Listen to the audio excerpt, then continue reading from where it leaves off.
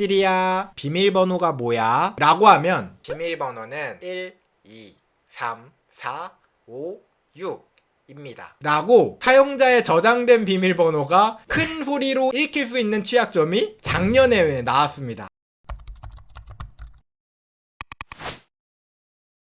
첫 번째 사건 사고입니다. 여러분들 요즘 딥시크 오픈소스여서 굉장히 핫하잖아요. 요새 대세는 무엇이다? 오픈이다. 요새는 오픈을 하는 게 그렇게 트렌드야. 근데 여러분들이 생각하기에 지금 전 세계에서 이 사람은 진짜 오픈되어 있지 떠오르는 분 계십니까? 저는 이분이 떠오르거든요. 이분이 안 떠오를 수가 없어. 일론 머스크 이야기를 살짝 하자면 이분은 삶이 조금 코미디인 것 같기는 합니다. 일론 머스크가 디파트 오브 거버먼스 이피션시, 정부의 효율성을 관리하는 이 디파트먼트의 장관이 되었대요. 근데 이거의 앞글자를 따서 도지, 이거 일부러 그런 건가? 아니면 우연히 이렇게 된 건지는 모르겠습니다. 근데 도지? 의도한 것 같기도 하고, 아무튼 긴가민가한데 여기에 결정타가 나오죠. 최근에 이 도지가 웹사이트를 만들어요. 그래서 웹사이트를 공개했는데 여러분들 이게 지금 제가 뭐 유머 사이트를 가져온 게 아니라 보이시죠? doge.gov 정부 사이트입니다. 환경부 사이트, 국방부 사이트처럼 정부 기관의 사이트예요. 딱 초기에 오픈할 때 도지코인을 여기다가 박아 넣습니다. 그래서 이 당시에 이 사이트가 오픈하고 나자마자 바로 도지코인이 급등했대요. 제가 생각했을 때는 이 도지코인 하시는 분들은 일론 머스크만 쳐다보고 있을 것 같아. 뭔가 하면은 오르고 뭔가 하면은 떨어지고, 아무튼 이 삶 자체가 밈이신 분이죠. 근데 이 일론 머스크가 도지라는 부서를 운영을 하는데 그런 이야기를 합니다. 저는요 투명하게 운영할 겁니다. 각 정부 부처 모든 부서에서 예산이 얼마나 나가는지 모든 사람들이 볼 수 있게 할 겁니다. 그래서 내 사이트는 오픈소스 아시죠 여러분들? 우리도 오픈소스, 오픈마인드 그 자체로 도지를 운영하겠습니다. 그래서 난리가 났죠. 왜? 공식 홈페이지에 국가 기밀까지 오픈해 버립니다. 이거 오픈을 해도 이걸 너무 여러 제 끼면 안 되지. 이게 투명하라는 게 요 의미가 아니었는데, 이거는 솔직히 말하면 트럼프도 깜짝 놀랐을 것 같아. 뭐가 나왔냐면 NRO라고 첩보 위성을 제작하는 국방부 산하 부서가 있는데 여기에서 국가안보 관련된 정보를 수집하고 전파하는 곳이래요. 미국 5대 정보기관 중 하나인데 여기에서 사용된 세금 사용 내역을 추적할 수 있도록 여기에 정보기관이나 이런 거는 나오지 않게 하겠다라고 했는데, 근데 문제는 하나가 더 있었습니다. 나온 지 3일 만에 사이트가 해킹당해서 털려버립니다. 나온 지 3일 만에 도지 사이트가 털려버리는 사건이 발생을 해요. 그런 의미가 오픈이 아닌데 사람들이 이야기를 하죠. 아니요, 일론 머스크님 혹시 이게 의도한 건지 잘 모르겠어요. 이제 헷갈려요. 이거는 혹시 스킬인가요? 일부러 그런 건가요? 하니까 일론 머스크가 도지를 가능한 한 투명하게 하려고 노력을 하고 있다. 아니 우리는 그렇게까지 투명한 건 원하지 않았는데 이거 뭐 너무 투명한 거 아니냐 라는 말이 나오는 사건이었습니다. 그 다음 주제입니다. 이것도 우리나라에서 이슈가 굉장히 큽니다. 해피포인트라고 여러분들 아시나요? SPC 관련된 배란가? 이런 데 가면은 해피포인트 이용해서 사 먹기도 하고 적립도 하고 하잖아요. 요 해피포인트를 운영하던 회사가 있었으니 바로 어디냐? 섹터9입니다. 요 섹터9의 이슈가 좀 있었는데요. 옛날 이야기부터 한번 해볼게요. 요 섹터9 회사가 2022년 10월 5일부터 11일 동안 해킹 공격을 받았었습니다. 어떤 해킹 공격을 받았냐? 크리덴셜 스터핑 공격을 진행을 했어요. 이 크리덴셜 스터핑 공격이 무엇이냐면 이 해커가 다른 곳에서 사용자들의 아이디와 비밀번호들을 탈취해 왔어. 이 아이디와 비밀번호를 가지고 해피포인트 로그인에 해보는 거야. 쭉 가져왔겠지. 테이블에 아이디 뭐 비밀번호 뭐 아이디 뭐 비밀번호 뭐 이거를 쭉 가져왔는데 이걸 가지고 하나씩 넣어본 겁니다. 하나씩 넣어봤더니 로그인이 되는 곳이 있었어. 로그인이 되면 어떻게 해? 거기 해피포인트에 들어가서 마이 페이지에 들어갑니다. 마이 페이지에 들어가서 각종 개인정보를 싹 긁어가지고 몇 건이 털렸냐? 이 당시에 7,585명의 개인정보가 싹 털린 겁니다. 그 다음 문제는 또 이렇게 됩니다. 이게 언제라고요? 2022년입니다. 근데 2023년 10월 31일부터 11월 3일까지 똑같은 공격으로 9,762명이 더 털립니다. 추가적으로. 어라? 똑같은 방식이라고? 안 고쳤어? 취약점을? 그래서 바로 여기에다가 과징금 14억을 때려버립니다. 야...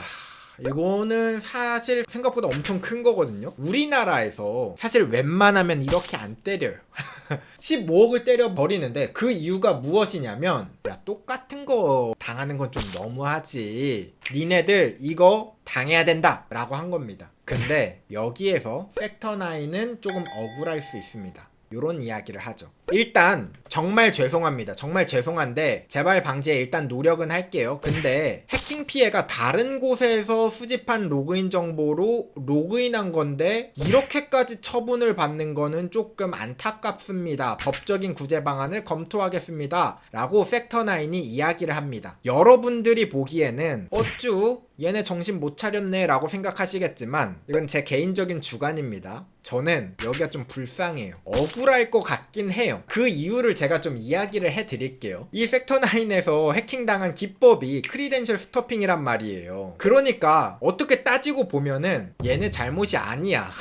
다른 곳에서 아이디랑 비밀번호가 털린 걸 가지고 그거랑 똑같은 정보로 로그인을 했더니 로그인이 된 거잖아요. 그러니까 얘네들 입장에서는 억울할 순 있어요. 아니 그러면 어떻게 고치라는 거야? 라고 하니까 사람들이 이야기를 합니다. 야, 그거 말이야, 짧은 시간 동안 동일한 IP 주소에서 대규모로 로그인을 시도하면 이를 탐지하고 차단을 할 수 있어야지 니들이 잘못한 거야. 그리고 말이야, API 응답값에 개인정보를 암호화했어야지 라고 이야기를 하는데 저는 개인적으로 이거는 좀 아니라고 생각합니다. 제가 사실 개인정보가 유출되면 웬만하면 기업 편은 잘 안 들잖아요. 근데 이거는 억울할 만해. 왜냐? 짧은 시간 동안 동일한 IP 주소로 로그인 시도를 탐지를 하라? 이거는 좀 이상할 수 있는 게, 어느 정도가 대규모인데 그러면? 1000건이야? 10,000건이야? 만약에 우리가 많이 사용하고 있는 통신사 IP 주소 있죠? 통신사 IP 주소에서 대규모로 로그인이 시도되면 그거 다 막을 건가? 거기부터 애매해지죠? 자, 그래. 초당 10,000건은 좀 심하지 않냐? 그럼 10,000건을 기준으로 탐지를 해야지. 그러면 공격자는 어떡하겠어요? 9,000건 시도해. 그 다음에 IP 주소 바꿔. 변경하고 또 9,000건 시도해. 그러니까 이거 제가 생각할 땐 근본적인 방안은 없어. 이거는 공격하는 방식을 조금 불편하게 만들 순 있어도 IP 주소를 탐지하라? 이거는 조금 억울할 수 있다. 그리고 이거는 조금 말이 안 되는 대응 방안입니다. API 응답값에 암호화를 조치하라? 암호화를 안 해서 생긴 문제가 아니잖아요. 사용자가 아이디랑 비밀번호를 입력해서 마이페이지를 들어간 거야. 그러면 마이페이지는 암호화가 돼서 나오면 안 되죠. 당연히 내가 마이페이지 들어갔는데 거기에 암호화된 데이터가 있으면 안 되잖아. 어쨌든 클라이언트든 어디든 개인정보는 열람해야지. 아이디랑 비밀번호 맞게 들어온 사람인데 내 포인트가 얼마나 있는지, 지금 내 해피포인트 카드 번호가 뭔지 그거 보여줘야 되잖아. 이걸 뭐를 어떻게 암호화를 해? 이걸 왜 암호화를 하라는 거야? 이건 무슨 말이지? 라는 거죠. 제 생각에는. 유일하게 이 사건을 보면서 아, 여기 좀 안타깝다. 아, 여기는 이게 뭐지? 왜 14억이 책정이 된 걸까? 라는 생각이 조금 들어요. 아무튼 조금 요런 안타까운 사례도 가끔은 있다 라는 거. 그 다음 사건은 애플에서의 취약점을 조금 가져와 봤습니다. 이번에 애플에서 특히 iOS에서 발견한 취약점이 생각보다 문제가 크거든요. 어떤 분들은 그런 이야기를 해요. 어라, 아이폰은 취약점 없잖아요, 해킹 안 당하잖아요 라고 이야기를 하시는데 아닙니다. 아이폰도요 취약점이 있어요. 제가 조금 아이폰에서 있었던 웃긴 취약점이 있어서 제가 하나 소개해 드리도록 할게요. 2024년 작년에 발견된 취약점이거든요. 자, 요 취약점은 무엇이냐? 보이스 오버라는 기능이 있어요. 여러분들이 시리아 하면은 얘가 대답해 주죠. 근데 이 패턴 비밀번호를 시리아 비밀번호가 뭐야? 라고 하면 비밀번호는 1 2 3 4 5 6 입니다 라고 사용자의 저장된 비밀번호가 큰 소리로 읽힐 수 있는 취약점이 작년에 나왔습니다. 아마 이게 그건 것 같아. 작년이 챗GPT가 한창 인기가 있었잖아요. 그래서 이 시리도 조금 업데이트를 한 것 같아. 할 수 있는 능력이 많아지니까 이런 문제가 있었던 거 아닌가 라는 생각이 조금 드네요. 물론 지금은 고쳐졌다고 합니다. 화들짝 놀래서 애플에서는 긴급 패치로 패치를 했고요. 이번에 올해 발견된 취약점입니다. 바로 무엇이냐? 애플 iOS, 아이패드 OS에서 USB 제한 모드가 해제될 수 있는 취약점이 발견되었습니다. 이게 뭐냐면 기본적으로 여러분들이 컴퓨터에다 아이폰을 꽂으면 아이폰에 있는 사진이든 이런 데이터들을 가져오려면 USB 모드가 활성화가 되어 있어야 되거든요. 근데 기본적으로 이 iOS에서는 이제부터 요 모드를 제한하겠다. 그래서 컴퓨터랑 연결하고도 만약에 1시간 동안 안 썼어, 잠겨 있어, 그러면 USB가 끊깁니다. 근데 이게 우회가 될 수 있는 취약점이 발견된 겁니다. 그러면 어떤 일이 일어날 수 있느냐? 어떤 사람이 여러분들의 핸드폰을 훔쳐가서 컴퓨터에다 꽂아. 그럼 이 취약점을 이용해가지고 여러분들 핸드폰에 있는 데이터를 가져오느냐는 아니고요. 물론 패스코드라는 게 존재하기 때문에 여기에는 암호화된 형식으로 데이터가 저장되어 있어서 그것만으로는 데이터를 가져올 수는 없습니다. 근데 그 패스코드를 알아낼 수 있는 방법이 여기서부터 존재할 수 있다고 합니다. 그러니까 패스코드를 가져올 수 있는 가능성이 열린 겁니다.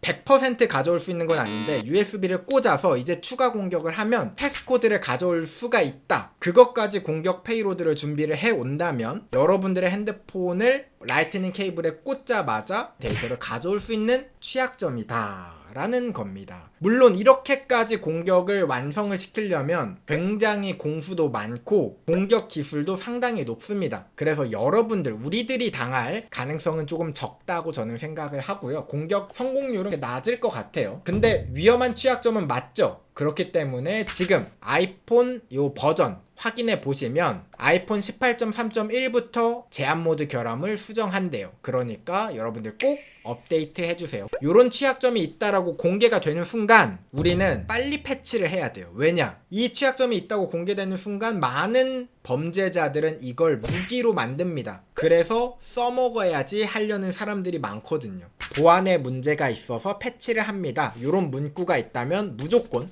그냥 바로 해주시는 게 안전합니다. 그 다음 마지막 해킹 사건 사고입니다. 요새 딥시크 굉장히 유명하잖아요. 그래서 더불어 AI 각종 플랫폼들 많이 나오죠. 여러분들 뭐 인공지능을 이용해서 주식 투자, 부동산, 만화 그리기 등등 여러 챗GPT 등 AI들을 이용해서 여러가지 서비스 사이트들이 나왔는데 그 중에 하나인 옴니GPT AI 챗봇이라는 게 있다고 합니다. 저도 처음 들었어요. 요 옴니GPT AI 챗봇이 이번 사건의 메인입니다. 바로 이겁니다. 옴니GPT라는 사이트가 갑자기 다크웹에 올라온 거예요. 어떤 사람이 올려놨어. 여기에서 이 해커가 주장을 하는 거죠. 제가 여기를 털었는데요. 사용자 이메일, 폰 번호, 사용자들의 채팅 메시지들을 가져왔습니다. 그래서 여기 보시면 사용자들 이메일, 사용자들이 올린 파일들 정보들, 채팅 기록 요런 것들이 유출이 되어 있더라고요. 그래서 샘플로 올려드립니다. 제가 샘플로 어떤 사람의 계정에서 탈취한 겁니다. 여러분들 관심 있죠? 하면서 다크웹에 올려버린 겁니다. 자, 근데 이게 생각보다 크죠? 왜냐? AI한테 여러분들 생각보다 그러지 않을 것 같지만 민감한 정보를 생각보다 많이 유출합니다. 왜냐면 인공지능이라고 생각해서 그런지 모르겠지만 얘한테는 내 정확한 데이터가 필요하지, 나한테 도움을 주려면. 그러니까 나와 관련된 민감 정보들을 여과 없이 그냥 다 쏟아냅니다. 그래서 AI와 이야기했던 채팅 로그 내역에 굉장히 민감한 정보들이 많이 남아있는 경우들이 많은데 하필 요 옴니GPT AI 챗봇이 유럽에서도 서비스 운영 중이기 때문에 유럽은 GDPR이라는 게 있어. 이것 때문에 정말 까다로워요. 서비스를 하는 입장에서. 왜냐? 유럽에서 사업을 하려면 GDPR이라는 걸 지켜야 되는데 GDPR은 개인정보 유출과 관련된 정보보호 관련 법이거든요. 이 GDPR은 해킹 사고가 터지면 책임을 물어야 돼.